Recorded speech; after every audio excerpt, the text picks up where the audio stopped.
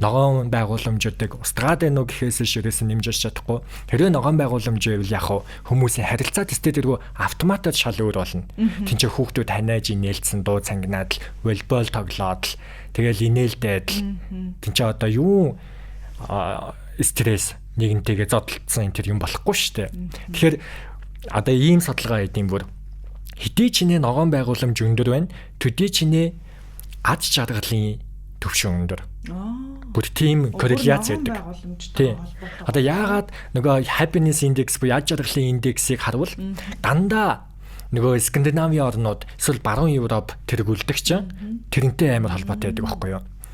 Маш их тав алхаал ногоон парк, ногоон байгууламж, хүүхдийн тоглоомын талбай, ногоон зүлэг.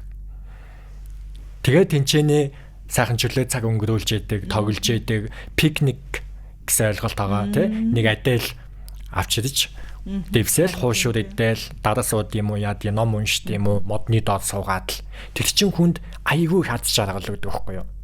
Тэгээд ийм ад жаргалтай хүмүүс чинь нэгэнтэйгээ тэгч муухай харилцахгүй шүү.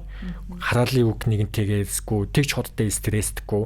Тэгэхээр энэ хэрвээ ногоон байгууламж гэх мэт бүтцийн асуудал дэвшлүүлж чадвал хүмүүсийн хувь харилцаанууд тестээр автоматар шийдэгдэнэ.